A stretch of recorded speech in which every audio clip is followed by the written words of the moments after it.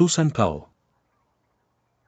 Susan Powell desapareció en una noche de invierno y, aunque su nombre se volvió conocido en todo Estados Unidos, su cuerpo nunca fue hallado.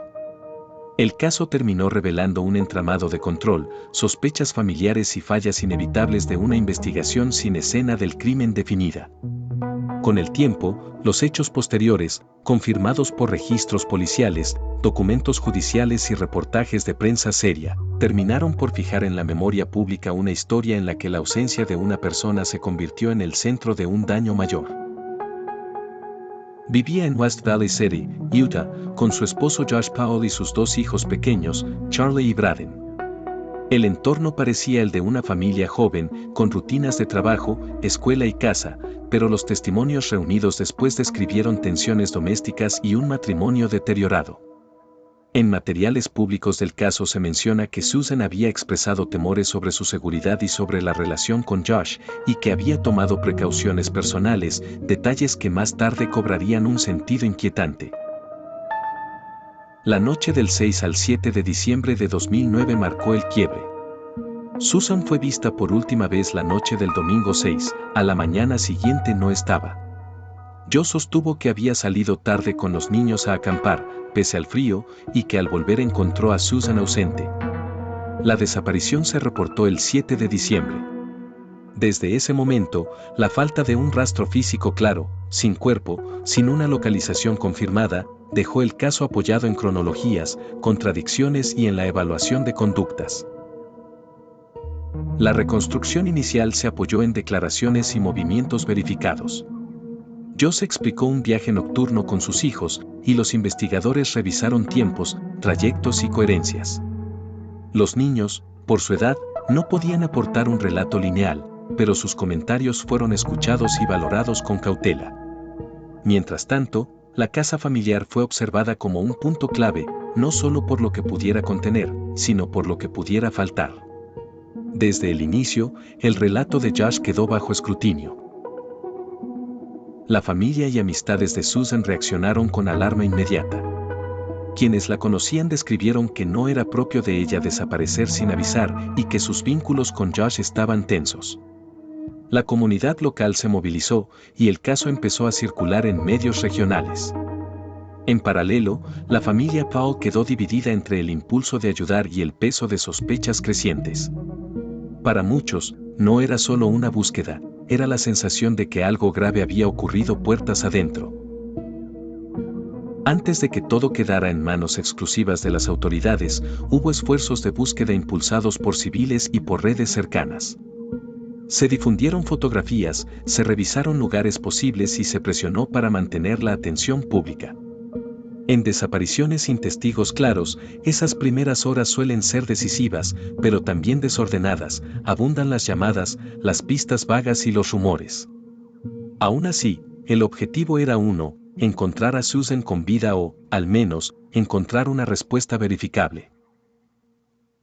La investigación formal avanzó con entrevistas, recolección de evidencia y verificación de la línea de tiempo. La policía de West Valley City asumió un rol central y revisó el domicilio, el vehículo y los registros disponibles, además de hablar con familiares. La ausencia de un hallazgo físico contundente obligó a sostener el caso con indicios. Josh Powell fue considerado desde temprano como persona de interés, una categoría pública relevante porque implica foco investigativo, no una condena judicial. Pronto aparecieron elementos incompletos y contradicciones. La explicación del campamento nocturno en invierno fue vista como inusual, y las autoridades intentaron corroborar cada tramo.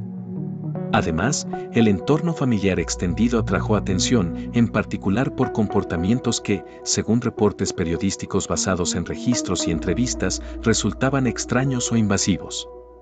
Parte de esa atención recayó en el padre de Josh, Steve Powell, cuya conducta y materiales personales fueron posteriormente objeto de investigaciones separadas. Con el paso de los meses, el caso quedó atravesado por teorías principales, algunas impulsadas por evidencia circunstancial y otras por el vacío informativo. Se habló de accidente, de fuga voluntaria y, con más fuerza, de homicidio y encubrimiento. La hipótesis dominante en el debate público fue que Susan no se había ido por voluntad propia y que alguien cercano sabía más de lo que decía. Sin cuerpo, la frontera entre lo plausible y lo demostrable se volvió un problema constante para fiscales e investigadores.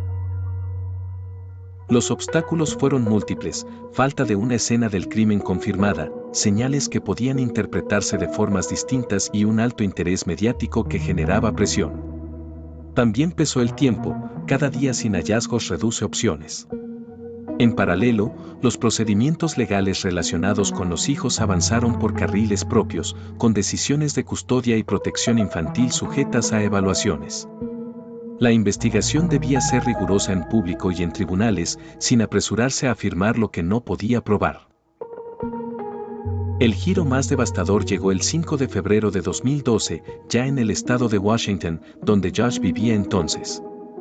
Ese día, durante una visita supervisada de sus hijos en una casa de alquiler en Graham, Josh los llevó al interior y, según los registros oficiales y reportes consolidados, impidió el ingreso de la supervisora. Atacó a los niños con un hacha y provocó una explosión e incendio que causó la muerte de Charlie, Braden y del propio Josh.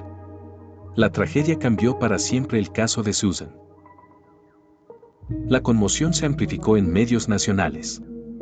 La cobertura incluyó críticas a cómo se gestionaron riesgos y visitas, debates sobre protección infantil y una ola de atención pública que reavivó la pregunta original: ¿dónde estaba Susan? A la vez, circularon desinformaciones y afirmaciones no verificadas, algo frecuente en casos con vacíos probatorios. Aún así, los hechos centrales, la desaparición en 2009, la ausencia del cuerpo y el asesinato-suicidio de 2012, quedaron sostenidos por documentación oficial y cobertura seria.